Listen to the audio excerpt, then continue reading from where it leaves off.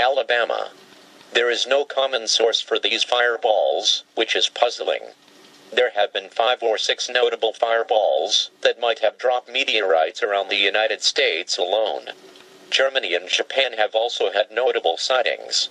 February 1st, a meteor lit up the skies over central Texas, putting on a dazzling show for people in the Dallas-Fort Worth area. It was extremely bright, and took 8 seconds to cross the sky, said eyewitness Darren Moore, and I could see the fireball start to slow down, then it exploded like a firecracker artillery shell into several pieces, flickered a few more times, and then slowly burned out. As bright as the full moon, the fireball was spotted by NASA cameras in New Mexico, more than 500 miles, 805 kilometers, away. It was likely caused by an object 3 to 6 feet, 1 to 2 meters, wide, NASA researchers said. These fireballs are particularly slow in penetrating, meteor expert Peter Brown, a physics professor at the University of Western Ontario, said in a statement. They hit the top of the atmosphere moving slower than 15 kilometers per second, 33,500 miles per hour, decelerate rapidly and make it to within 50 kilometers, 31 miles, of Earth's surface. And the meteors have kept coming. My question is, what is knocking our asteroid belt around out there? Hey folks, it's Thursday, October 17th, about 11 o'clock Mountain Time, 2013. Fire in the Sky news tonight here at the American Meteor Society. Started the day off with a bang, a major event over California. Many witnesses saw a spectacular fireball, which we are now referring to as rock stars instead of shooting stars, because people are seeing something that is just not typical, in my opinion. These reports are quite dramatic. And right now, we're getting some reports starting to come in from the East Coast, from Maryland, Potomac, Towson, and Severn. And one person describes it as definitely one of the coolest things he's ever seen. Another person described it as fragmenting. It broke into many pieces. Gave it a -9 and -13 respectively. The one out of the Potomac, they didn't give much of a description, so it's orange, red, and brown. And again, multiple chunks. Multiple chunks moving in tandem with the main object. And this one here, they did hear a sound.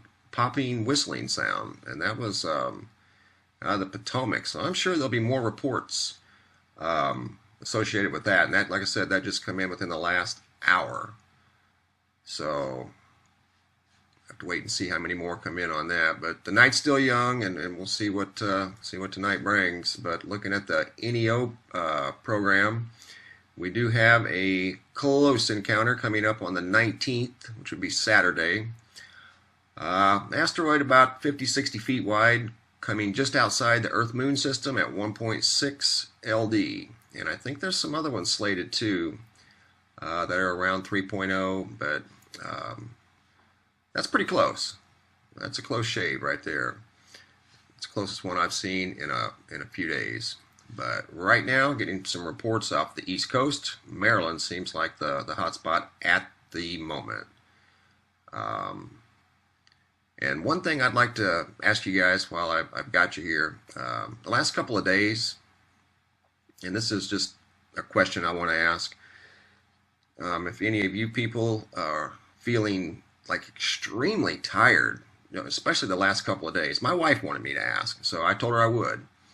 And myself included, I have to be honest. Today, I for some reason this afternoon, and I don't normally get this way, I got really super tired. Joints were aching and stuff like that, and that's not like me at all. My wife, same symptoms. My 14-year-old daughter, and the only reason we're bringing it up is because she's feeling the same way. And not only her, keep in mind she's a teenager that's highly active in dance and all kinds of stuff. A lot of her friends in high school are having the same complaints. These are high school kids, teenagers. I mean, they're young, running wild, but there's many of her students at school that are saying they're just very super tired, have been the last 2 days. They just feel run down. Not necessarily sick, but just super tired. So I told my wife I would ask if any of you guys have been feeling those symptoms or know anybody that has. I don't know, maybe it's just a change in the weather. I don't know. It doesn't really change that much out here where I live, but I just wanted to ask, anybody feeling tired the last couple of days? I know that's definitely not related to fire in the sky and fireballs, but it's important because something has changed, it seems like, in the last couple of days. And that's definitely not like me, but if you have or know anybody that has, please comment. I'd appreciate it. And as always, guys, during these uncertain times, be brave, be strong, and be wise. That's the news for tonight. Thanks for watching. The fireball flew Friday night. The East Coast does not mean the end of Western civilization as we know it. Although you may have succumbed to the prophecy that some social media stop running, the sky lit along the entire U.S. East Coast. Those who saw it described it as a thin stripe of blue-green-white, explains Chip Guy, who was driving in eastern Maryland when he and his family saw him. It did not last more than 8 or 9 seconds, and then disappeared, said a spokesman. Guy, Sussex County, Delaware. Frankly, I did not think too much about it, he says, but became concerned when he published it in the web of the local media. Triggered a rapid and overwhelming. That was just the tip of the iceberg of what was going to happen that night. Throughout Friday night, every few seconds a message appeared on Twitter from someone who had seen the meteor. Some of the messages were from the cities of New York and Washington.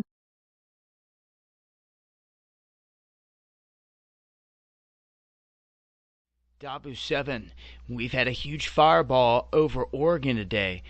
The news here is reporting that multiple people got shots of this and sent in pictures, and they wasn't sure exactly what this object was. This first shot, I mean, I'm not sure if we're looking at chemtrails here or what, and there's a streak here, but there's an object right here in the frame, and I'm not sure what this is. If this is what they were seeing, there's no trail off of it. There's no smoke. There's no nothing. And that is way too large to be a bird. For a bird to look like that, it had to be somewhere up here in this tree line, somewhere up in this area, not way out there like that.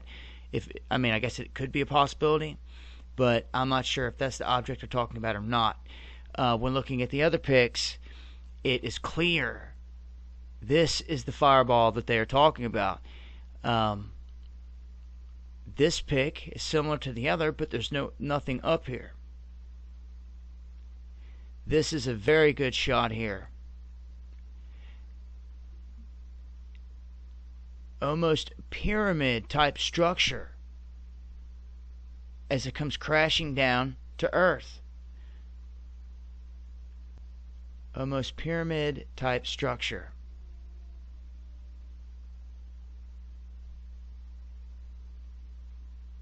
See it once again there,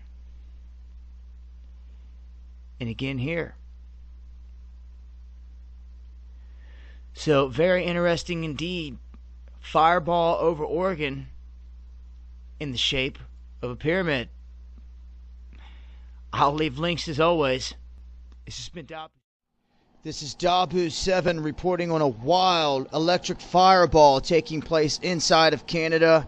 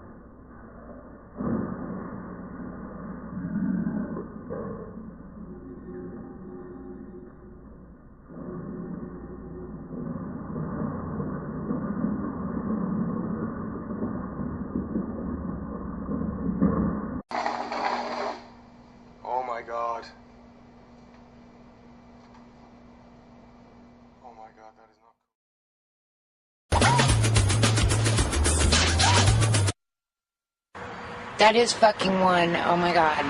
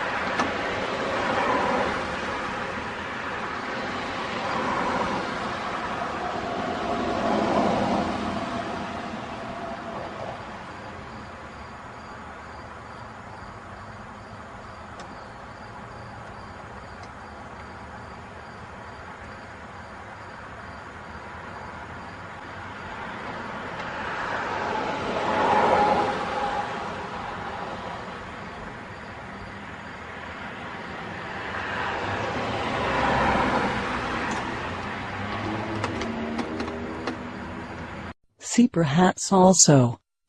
Info evidence, 24th April 2005. After the first and the second contact. See, impossible, these videos. Only 22 days passed. And then...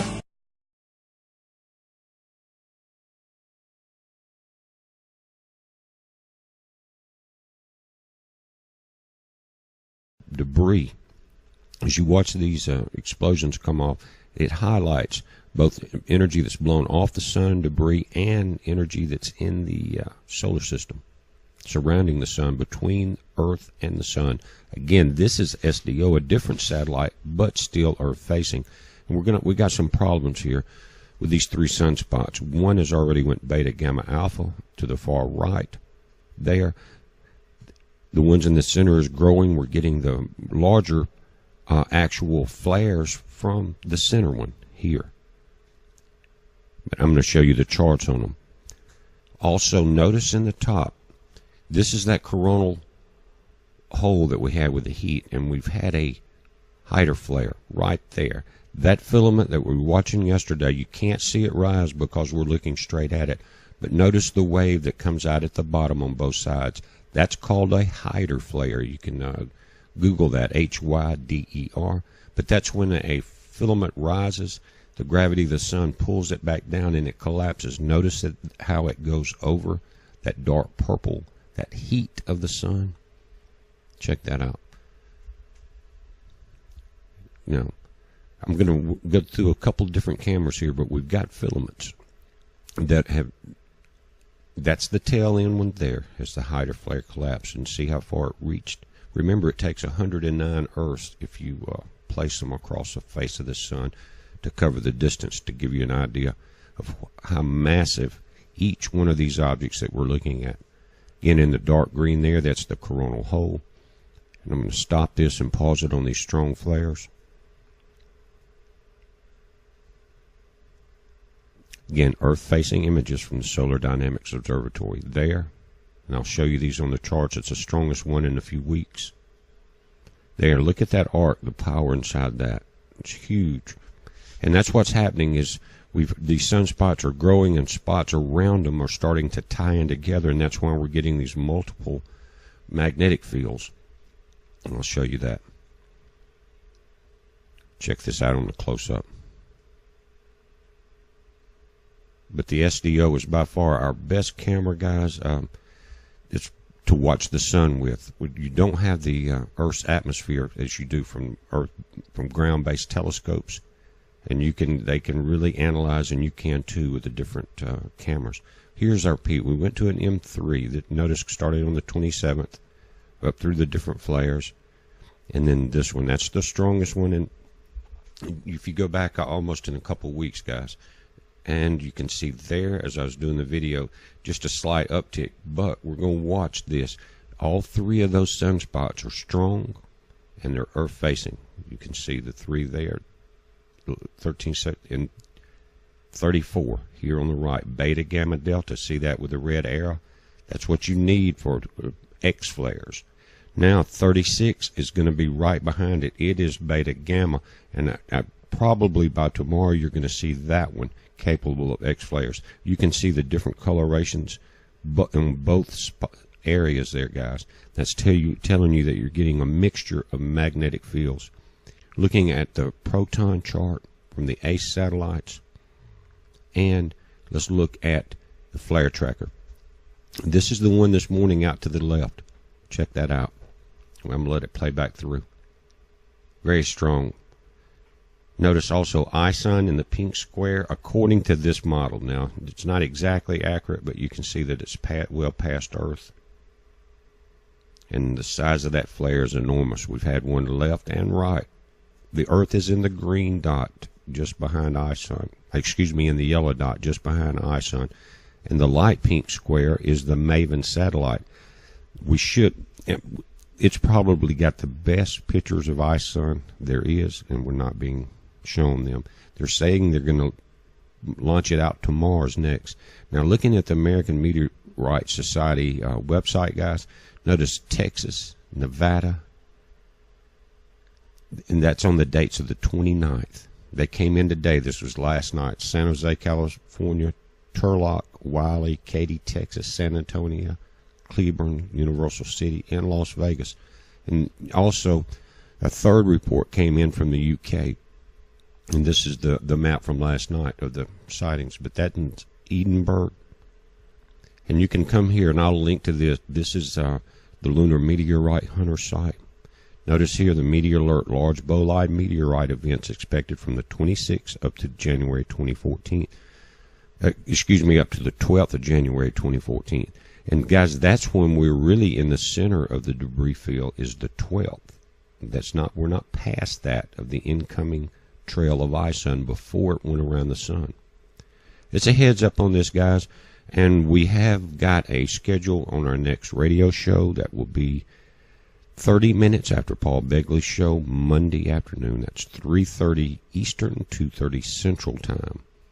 But we're going to go there, watch his show, and then we're going to take the latest incoming on reports. And I encourage everyone to call in. Guys, the first show was kind of a technological disaster like I expected it to be. But sometimes you just got to jump in instead of being afraid to do it and learn it. And if you guys want to do that or make videos, just do it. Throw it out there, and you'll learn, and I'm learning. But, guys, we had about 700 and something people all together. And that's pretty good. And even though all the tech switches on my end weren't working properly, it was a great show, and I appreciate everyone calling in, and I encourage it. We're going to take calls, and we're going to let you talk about what you feel like is important. Heads up, be safe.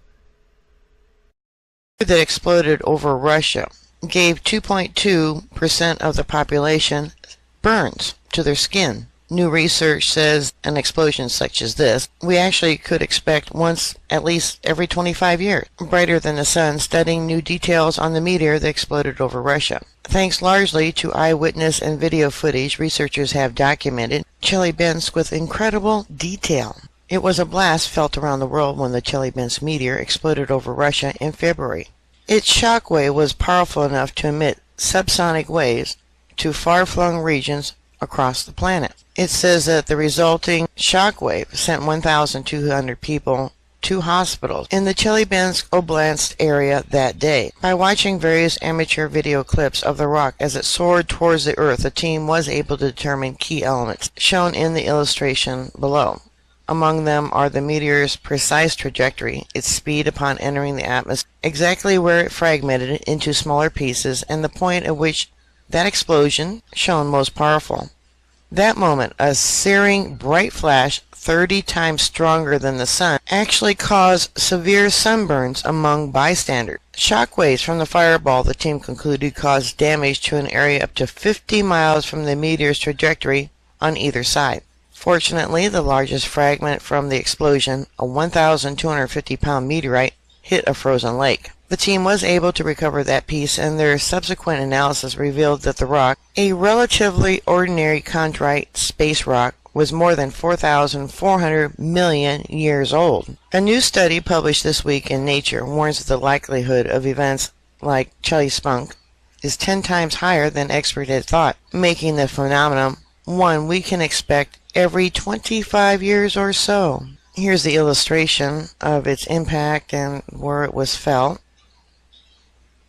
It was traveling 11.6 miles per second, or 40,000 miles per hour. The meteor was brightest at 18 miles, I guess, above Earth when it exploded into fragments.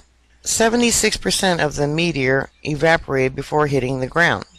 3,613 apartments had their windows shattered by the explosion, and 2.2% of the people outside at the time reported sunburns. Alright, bookmark my site. I'll keep you up to date. Please stay safe, and I'll talk to you later. God bless you. Bye.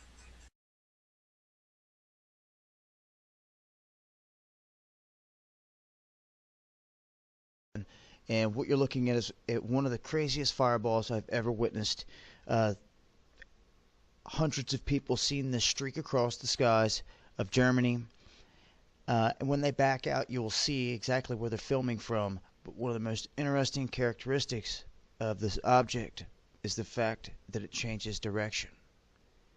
You could also see that it looks as if it's like dripping flames. See how it just cut that corner? And then burst.